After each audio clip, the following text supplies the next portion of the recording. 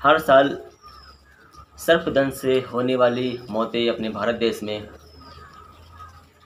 जो रिकॉर्ड है, जो लिखित है, वो चाहे 50,000 हो या 65,000 हो, लेकिन हकीकत ये है कि ये आंकड़ा 1 लाख से ऊपर का है। और ज़्यादातर ये जानें जो जाती हैं वो ग्रामीण क्षेत्र में जाती हैं, वो किसानों की जाती हैं, वो गरीबों की जाती हैं।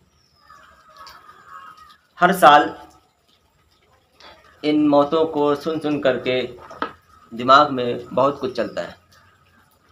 एक स्नेक सेवर होने के नाते क्या हम कुछ नहीं कर सकते हैं?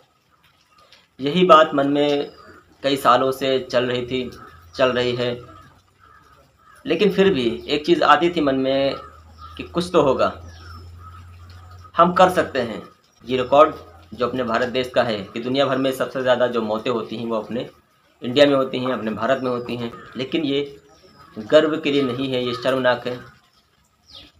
आखिर क्या करें ये शर्मनाक आंकड़े को, इस शर्मनाक रिकॉर्ड को हम गर्व में बदल दें कि हम फ़ख्र से कह सकें कि हाँ, हमारे भारत देश में मौतें बहुत कम होती हैं।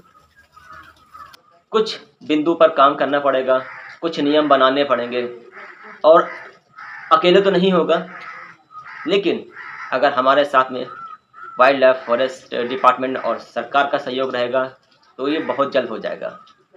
तो दोस्तों, इसी पर कुछ बिंदु पर हम बात करने वाले हैं, जिन बिंदुओं पर अमल करने से, जिन बिंदुओं पर को लागू करने से, नियमों को लागू करने से हमारे भारत देश में जो स्नेक बाइट से होने वाली मौतें हैं, जो सर्पदंश से होने वाली मौतें हैं, वो बहुत ज़्यादा कम हो जाएंगी। जी हाँ दोस्तों, हम बताना चाहेंगे, उन्हीं कुछ बिंदुओं को आपके सामने रखना चाहेंगे। और उनको रखने से पहले मैं एक बात और बता दूं, अगरचे इनमें से कुछ आप और इम्प्रूवमेंट करना चाहेंगे, कुछ चीज़ें बढ़ाना चाहेंगे, कुछ अच्छा करना चाहेंगे इसमें, तो आपका वेलकम है। आप हमारे व्हाट्सएप हमें कर सकते हैं, कॉल पे बात कर सकते हैं, या नीचे कमेंट में भी आप कुछ जो भी आपकी राय हो ज़रूर पेश कर सकते हैं।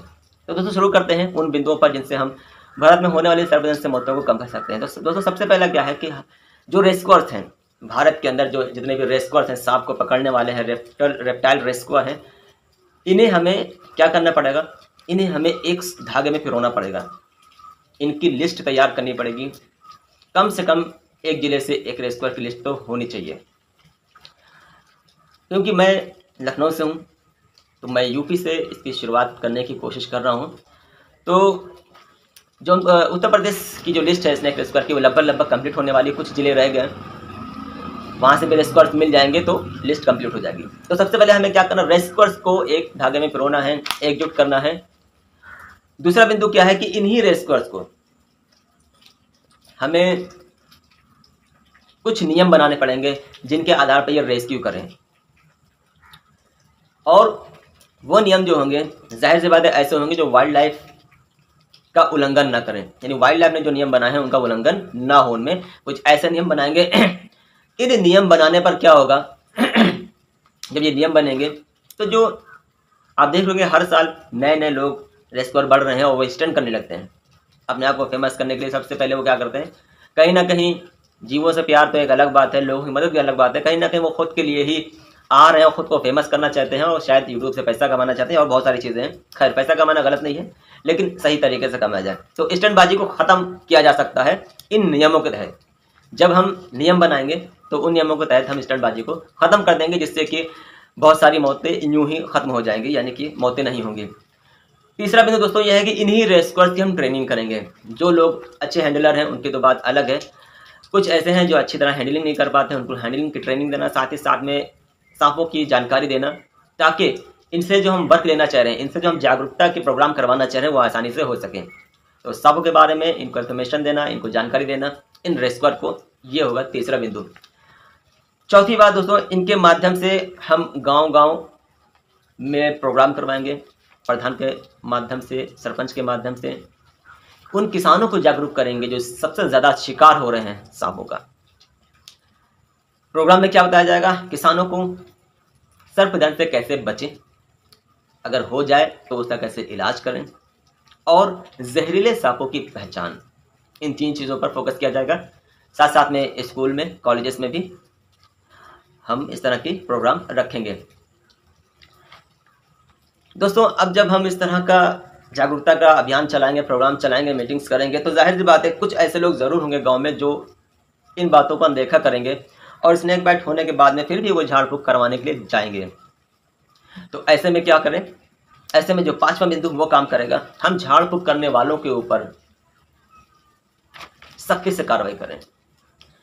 इन पर इतनी सख्ती की जाए, इन पर 420 के मुकदमे फाइल किए जाए, FIR किया जाए और इनको सख्त से सख्त सज़ा दिलाने की कोशिश की जाए, ताकि इन लोगों में इतना डर बैठ जाए कि जब भी इनके पास में कोई सर्पदंश का कोई मरीज़ आता है तो वो उसको खुद ना लें और दूर ही से बोल दे भाई इसको हॉस्पिटल लेकर के जाओ।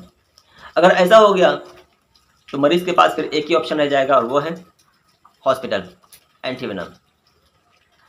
तो ये बिंदु काफ़ी अच्छा वर्क करेगा। अब दोस्तों छठा मामला ये है कि जब हम इलाज करवाने जाएंगे, यानी कि झाड़ फूँक से बच गए और हम इलाज कराने जाएंगे, तो डिस्ट्रिक्ट हॉस्पिटल बताया जाता है, लेकिन डिस्ट्रिक्ट हॉस्पिटल फिर भी कहीं 25 किलोमीटर, कहीं 50 किलोमीटर पड़ता है।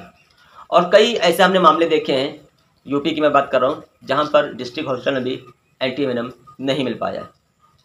वहाँ से रिफ़र किया जाता है, मरीज़ की हालत गंभीर हो जाती है। तो सरकार से मेरी मांग है, सरकार से अपील है कि सबसे पहले वो सरकारी जो डिस्ट्रिक्ट हॉस्पिटल है वहाँ पे एंटीवेनम की अच्छे से व्यवस्था करें, क्योंकि जब ऐसा होगा तो एंटीवेनम की ज़्यादा खपत होगी, तो ज़्यादा एंटीवेनम की ज़रूरत पड़ेगी, तो ज़्यादा स्टॉक में रखें। होता क्या है कि सरकारी हॉस्पिटल में एंटीवेनम कम रहता, प्राइवेट में ज़्यादा रहता है। इसकी वजह ये भी है कि सरकार कहीं ना कहीं एंटीवेनम जो कंपनियाँ एंटीवेनम बनाती हैं उनका पैसा रोक करके रखती हैं और प्राइवेट हाथों हाथ उनको पे करती है, इसलिए उनको आसानी से मिल जाता है। तो ये अपील है कि डिस्ट्रिक्ट हॉस्पिटल में एंटीवेनम अच्छे स्टॉक में रखा जाए। साथ ही साथ में कम से कम अगर प्राथमिक जो गांव-गांव जो हॉस्पिटल है ना वहाँ से, तो कम से कम टाउन एरिया यानी कस्बा एरिया के जो हॉस्पिटल हैं कम से कम वहाँ पर, क्योंकि कस्बा एरिया में अगर हम एंटीवेनम रखेंगे, खासतौर पर ऐसे टाउन एरिया में जहाँ पर ज़्यादा गांव हैं और सर्पदंश की शिकायतें ज़्यादा आती हैं, तो वहाँ पर रखेंगे तो जो भी गांव में सर्पदंश होगा तो उन्हें 2, 4, 5 किलोमीटर ही चलना पड़ेगा। इससे मरीज़ को ज़्यादा से ज़्यादा वक्त मिल जाएगा बचने में। दोस्तों 7वां बिंदु क्या है? 7वां नियम वो है, बहुत ही अहम है दोस्तों, टोल फ्री नंबर। हम किसी दंगे फसाद में, कोई लड़ाई झगड़े में तुरंत 100 नंबर डायल कर देते हैं, पुलिस आ जाती है, ज़्यादा वक्त नहीं लगता। कोई एक्सीडेंट हो जाता है, कोई बीमार होता है, अचानक तबीयत खराब है, तो हम तुरंत एम्बुलेंस को फ़ोन करते हैं और एम्बुलेंस इमरजेंसी नंबर पे तुरंत आती है। इसी तरह से दोस्तों जब किसी गांव में, कहीं बस्ती में सांप निकलता है रात बेरात, तो बहुत कोई जागरूक इंसान होता है तो क्या करता है, गूगल में सर्च करता है नियरेस्ट फॉरेस्ट डिपार्टमेंट नंबर और करीबी वन विभाग नंबर, स्नेक हेल्पलाइन, इस तरह से सर्च करता है। लेकिन दोस्तों कहीं भी उसको नंबर नहीं मिलता है, बंद मिलता है, लगता नहीं है, वो नंबर पुराना हो चुका होता है और ढूंढते वो रात गुजर जाती है, दिन गुजर जाता है, घंटों हो जाते हैं। तो हमें चाहिए कि हम एक इमरजेंसी नंबर अपडेट करें, एक इमरजेंसी नंबर जारी करें जो कि रेप्टाइल रेस्क्यू के लिए हो ख़ासतौर पर। अब अगर हम इमरजेंसी नंबर लागू करेंगे, यानी कि लोगों को सहायता के तौर पर देंगे, तो अब फॉरेस्ट विभाग को ये अगर कॉल जाएगी, तो फॉरेस्ट विभाग अभी तक क्या था कि उनके पास में कोई ज़्यादा उनके पास टीम नहीं है, रेस्क्यू करने वाले लोग नहीं हैं। लेकिन अगर यही रेस्क्यूअर जो लिस्ट हमारे पास में जो हर जगह पर है, जो रेस्क्यू कर रहे हैं और फॉरेस्ट विभाग भी इन्हीं से रेस्क्यू करवाते हैं, तो आप उनको ट्रांसफ़र कर दें, लिस्ट हम देंगे। आपको क्या करना है, उस ज़िले के लोकल रेस्क्यूअर्स को कॉल ट्रांसफ़र करना है और वहाँ का रेस्क्यूअर जाकर के रेस्क्यू करेगा। तो दोस्त ये था 7वां बिंदु। 8वां बिंदु क्या है कि वेनम रिसर्च। हमारे भारत में सबसे ज़्यादा मौतें भी होती हैं, लेकिन एंटी वेनम, वेनम मिल्किंग और वेनम रिसर्च के ऊपर कोई ख़ास काम नहीं हो रहा है, ना हुआ है। तो हमें चाहिए कि वेनम रिसर्च और एंटी वेनम अपने भारत में बने, अच्छी तादाद में बने।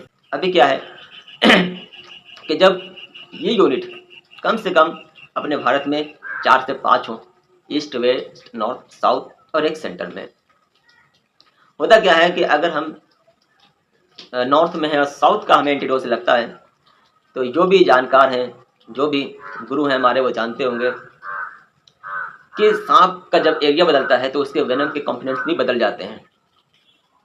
अगर ईस्ट के जो एंटीवेनम बनना है, अगर हम वेस्ट में हमको स्नेक बाइट हुई है, तो ईस्ट के जो एंटीवेनम बना है उसका जो सांप का जिस सांप का एंटीवेनम बना है उसकी कंपोनेंट्स उसके वेनम के कंपोनेंट्स बिल्कुल अलग है और हमारे वेस्ट की कंपोनेंट बिल्कुल अलग है।